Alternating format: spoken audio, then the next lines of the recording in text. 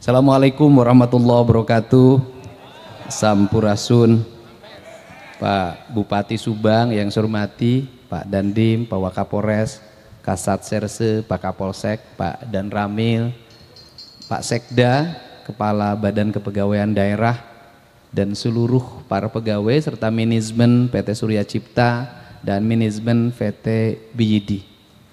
Saya mengucapkan terima kasih. Hari ini kita bersama-sama untuk melakukan ikrar sumpah jabatan bahwa kita berkomitmen mendorong kemajuan Jawa Barat.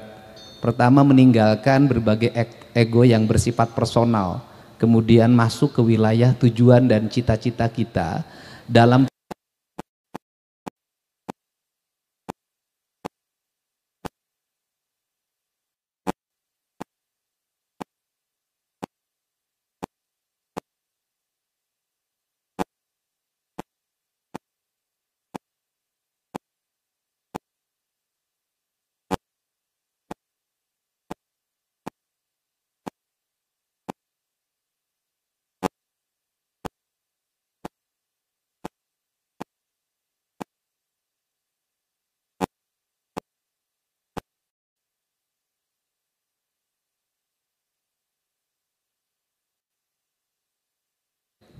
semua orang harus bekerja yang baik, maka tidak ada kalimat jam kerja. Jam kerja itu formal. Saya tidak penting jam kerja, Pak. Kenapa? Kita bisa masuk jam 7, keluar jam 3. Tapi itu semua tidak ada arti kalau tidak ngapa-ngapain. Yang diperlukan itu langkah-langkah out of the box, menyelesaikan problem. Saya tugas kepala PU. Masuk ke sini, saya tadi lihat jalan bergelombang. Kemudian ini kawasan industri. Jangan sampai ada persepsi di mata publik investor Indonesia dan investor nasional, pemerintah Indonesia, pemerintah Jawa Barat, pemerintah Kabupaten Subang tidak memperhatikan pertumbuhan ekonomi. Sehingga masuk kawasan industri jalannya bergelombang. Saya minta kepala PU nggak usah ngomong proyek, kita cari duitnya, dalam waktu 2 minggu jalannya sudah rapi, berbeton dan dilebarkan. Itu cara kerja. Ini cara, Pak. Yang kedua, kalau saya tidak berimajinasi lawan premanisme, lawan ormas-ormas yang menjadi alat bagi orang, gitu kan, yang sifatnya preman. Bukan ormas dilawan, tidak. Ormas baik juga banyak. Tapi ormas yang sifatnya preman. Ya, sifat preman ini ya harus dilawan, jangan dibiarkan. Kenapa selama ini mereka berani? Karena semua orang takut. Kenapa semua orang takut? Enggak tahu. Takutnya kenapa? Kata orang Sunda, tong ingis ku bisi, tong rempan ku sugan. Dari dulu orang takut sama kunti. Dari dulu orang takut sama genderuwo. Dari dulu orang takut sama kelong wewe. Pertanyaannya adalah, ada enggak orang yang mati dimakan kunti? Kan enggak ada. Nah, ketika pemerintah mengambil tindakan, ketika pemerintah memutuskan, ternyata enggak ada tuh. Bisa selesai, rapi, tertata, beres. Nah, ini diperlukan cara tindak out of the box untuk melakukan tindakan dan mengambil resiko dari sebuah tindakan. Maka saya memilih menjadi pemimpin yang mengambil resiko terhadap setiap tindakan. Nah, karena mengambil resiko, konsekuensinya dalam pikiran kita hanya satu, mengabdi, titik. Nggak udah lagi ada yang berpikir yang lain, sudah mau apa lagi. Nah, karena itu, maka dari sekarang saya tadi ngomong kepala Satpol PP. Saya bilang gini, saya nggak mau lagi ada pegawai numpuk. Saya itu paling nggak suka lihat pegawai datang gubernur penuh. Ngapain? Artinya, kalau setiap pemimpin datang di situ penuh dengan pegawai, itu cermin pegawai nggak ada gawainya. Harusnya apa? Nggak usah penuh. Orang sudah ada jobnya masing-masing. Itu saking nggak ada job. Nah, kenapa saya kalau melakukan tindakan pembongkaran dan sejenisnya nggak mau ngelibatin banyak orang? Karena terlalu banyak orang yang ngumpul dibanding orang kerja. Bongkar bangunan, ASN penuh, tapi nu nggak bongkar nama Satpol PP. Satpol PP nanti mau palu-palu aja. Kan ini mindset, saya sudah membangun mindset dari dulu. Oh, kalau pergi ke sini harus bawa palu, harus bawa gergaji, harus bawa. Ini yang dibutuhkan. Nah, jadi kita bergerak itu berdasarkan kebutuhan. Nah, sekarang tahap pertama kita adalah premanisme di kawasan industri sudah clean, sudah bersih. Tahap kedua adalah infrastruktur. Tahap ketiga adalah pegawai negeri, pejabat negara, siapapun dia tidak boleh menjadikan industri menjadi objek untuk cari duit. Tapi dia harus didorong untuk berjalan dengan cepat, berproduksi dengan cepat, melahirkan orang untuk bekerja. Kenapa? Karena pemerintah tidak bisa nyiapin lapangan kerja dalam jumlah banyak. ASN ada batasannya, P3K ada batasannya, dan kemudian negara juga ada batasannya. Karena keuangan kalau disedot oleh pegawai terus, kapan membangunnya? Maka yang berikutnya adalah mendorong lapangan kerja. Di mendorong lapangan kerja ini, maka tugas negara satu, mempermudah regulasi, jangan dipersulit. Perizinan harus cepat, bila perlu orang nggak ada konsultan, siapin konsultannya oleh pemerintah. Itu caranya. Nah kemudian rapat-rapat harus diperpendek, harus dipercepat. Lahir keputusan harus cepat.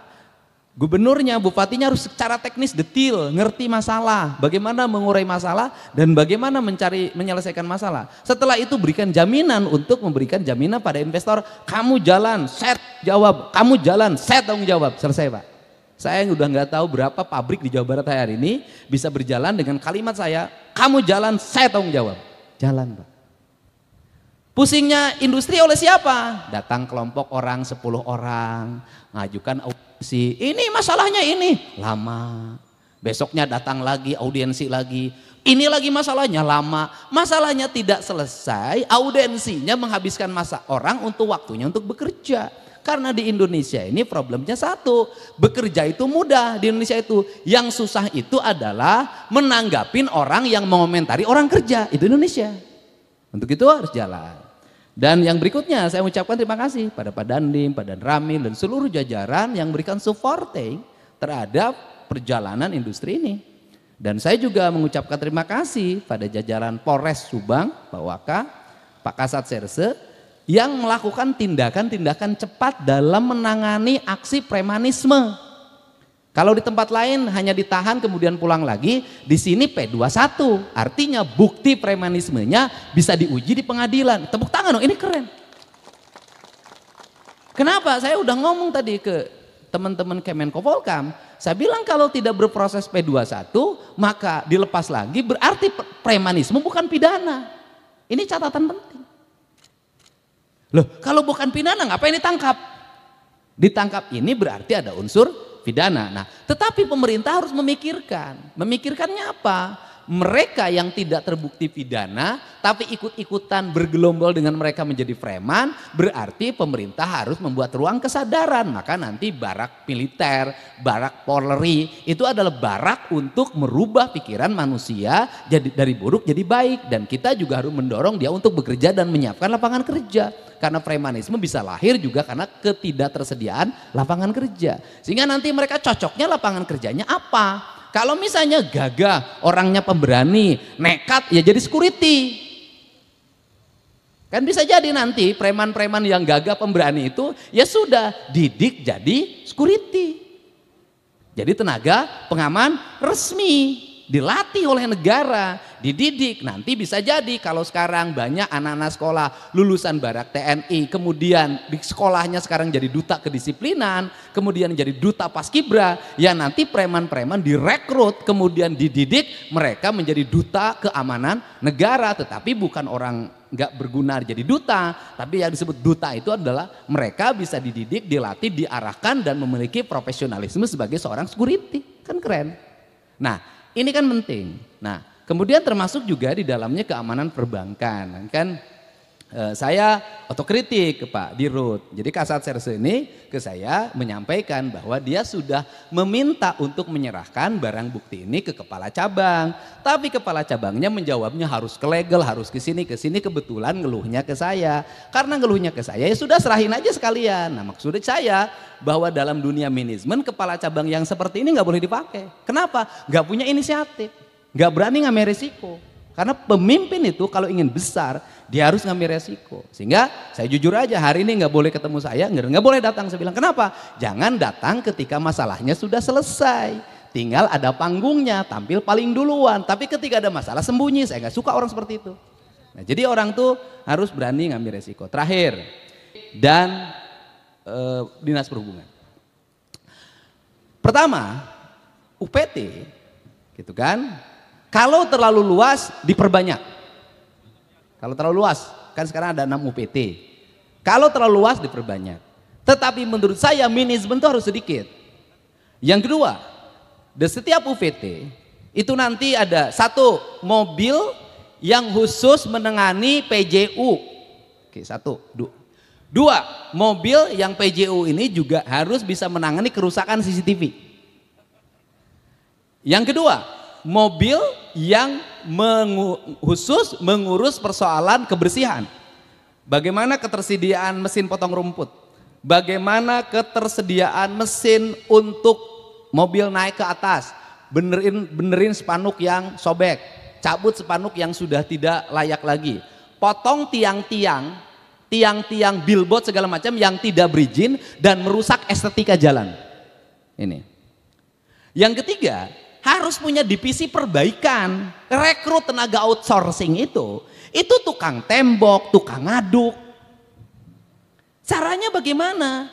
Caranya di PU bikin anggaran semen, anggaran pasir. Jadi drainase yang batunya lepas, jangan nunggu proyek berikut. Lakukan perbaikan sejak sekarang, karena saya keliling kemanapun, saya tidak menemukan drainase jalan provinsi yang mulus. Semuanya tidak berfungsi, semuanya pada copot, semuanya tidak terawat. Tiang-tiang baligo yang dengdek saya nanjak dari Subang ke arah Lembang itu tiang papan reklame dari Jasara Harja itu begini, papan petunjuk yang arah Ciater kanan kirinya nggak jelas. Indonesia ini negerinya berantakan banget, Jawa Barat ini. Nah, untuk itu saya nggak mau lagi ke depan begitu. Kepala PU nanti harus keliling, motivasi kepala UPT-nya. Di setiap UPT nanti ada tenaga kebersihan yang setiap hari monitoring jalan yang kotor, rumput yang tinggi. Yang kedua, setiap hari dia melakukan perbaikan terhadap yang rusak, tembok yang copot. Yang ketiga, melakukan perbaikan terhadap jalan yang bolong. Nggak usah nunggu lagi nanti turun anggaran pemeliharaan. Selama ada, perbaiki sekarang. Kenapa? Karena rata-rata pemeliharaan jalan turunnya adalah bulan November, kemudian bulan Oktober pada saat hujan deras. Saya sering menemukan kasus di Provinsi Jawa Barat sebelum jadi gubernur adalah melakukan perbaikan jalan, penambalan jalan dengan hotmix pas hujan deras. Nanti nggak boleh. Saya detil, Pak. Nah, yang berikutnya adalah di setiap UPT ada satu mobil ambulan. Untuk apa? Menolong orang yang korban kecelakaan. Plus tenaga medisnya. Yang keempat, di setiap UPT, di setiap sekian kilometer jalan provinsi harus ada mobil derek. Kemacetan timbul tuh mobil mogok, sudah jalannya curam, mobilnya tua, muatannya besar. Timbul kemacetan. Selama kemacetan itu ada berapa orang yang mengalami stres? Kenapa? Keterlambatan. Selama kemacetan itu ada berapa mobil yang menghabiskan bahan bakar?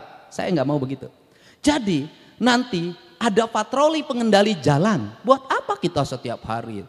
Ada patroli pengendali jalan di situ. Setiap UPT ada unit yang memonitor seluruh jalan, pergerakan mobil terlihat, di mana problemnya, di mana macetnya, maka unit reaksi cepat itu turun datang.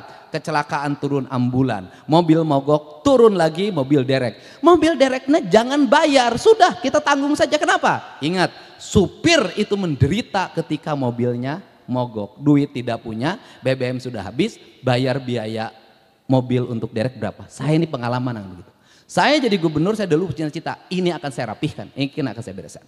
Nah kemudian yang berikutnya, ini cita-cita saya ke depan. Nanti di setiap batasan kabupaten itu ada gapura. Gapura ini bukan hanya aksesoris karena kita mencintai leluhur, itu tahap pertama. Tahap keduanya adalah gapura itu pengamanan, Pak Sekda. Pengamanannya bagaimana? Di pinggir kanan gapura nanti disimpin pagar digital, Pak, ke samping. Kalau memang mungkin ke bawah, ya kan? Bagaimana? Dan itu dikendalikan dalam satu sistem di mana nanti CCTV terkendali. Kalau ada kejahatan, mobil lari itu tinggal dipijit knop set, dia nutup sendiri. Dan saya nanti akan buat di setiap perbatasan kabupaten. Setelah itu setiap perbatasan kecamatan, maka Jawa Barat itu akan menjadi kabupaten yang bebas kejahatan, taruhan saya. Kenapa? Dengan sistem yang baik, pengawasan yang ketat, kemudian teknologi yang tinggi, nggak akan ada orang yang berani jahat. Tahu, maling tidak pernah datang pada tempat yang terjaga. Maling selalu datang pada tempat yang terlena. Setiap bahasa, saya selalu bahasa lihat di Polres itu, sidik sakti indra waspada. Ini penting, itu harus bisa mengendalikan itu. Jadi di kita ini fungsi drone kapan? Video. Jadi lamun aya acara, drone itu di mana-mana. Kenapa? Pejabatnya pengen ada videonya dari drone. Nah ini penting. Nah terakhir ini Dinas Pendidikan, ini saya nggak boleh main-main lagi. Pemda Provinsi Jawa Barat sudah mengedarkan jam malam. Jam 9 anak sekolah harus kembali di rumahnya. Kecuali lagi sama orang tuanya, ada yang sakit, dia lagi bekerja untuk memenuhi kebutuhan hidupnya dan sejenisnya. Nanti saya tidak mau mendengar ada kejadian atau peristiwa di atas jam 9 menimpa anak pelajar SMA di Purwakarta, di Jawa Barat. Kalau ini terjadi, kepala dinasnya mundur. Kenapa? Kepala dinas harus mengkoordinasikan seluruh Jawa Barat. Setiap malam dia harus bisa connecting dengan Kapolres, dia connecting dengan Kapolsek, dia connecting dengan para kepala desa, dia connecting dengan para kepala kelurahan untuk memastikan anak Jawa Barat itu aman. Kenapa?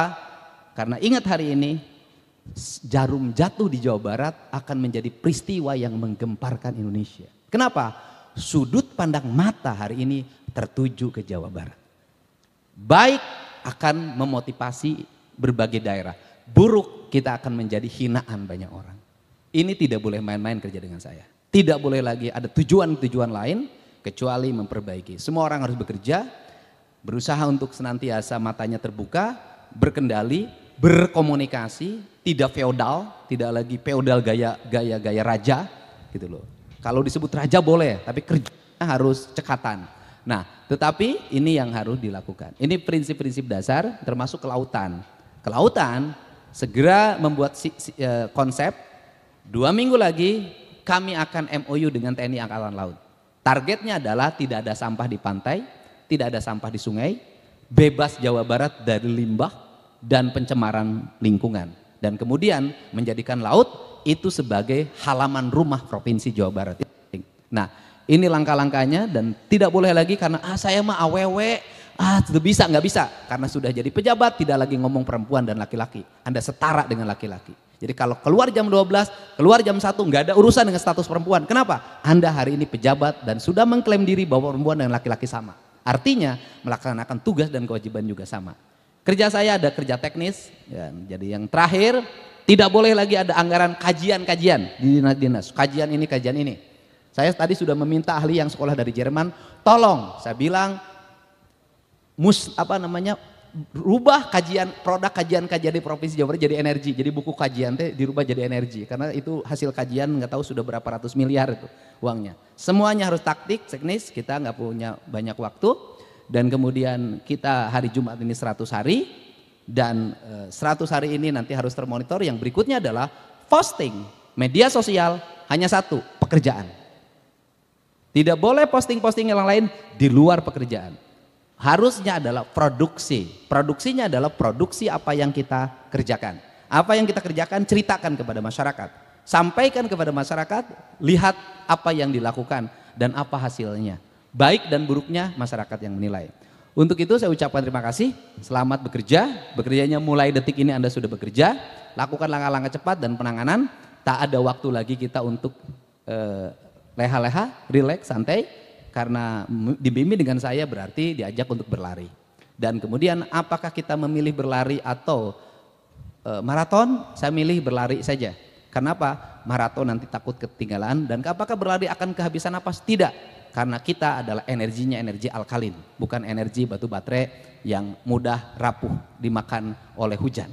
Terima kasih. Wallahu muwaffiq ila aqwamit thoriq. Assalamualaikum warahmatullahi wabarakatuh. Sampurasun.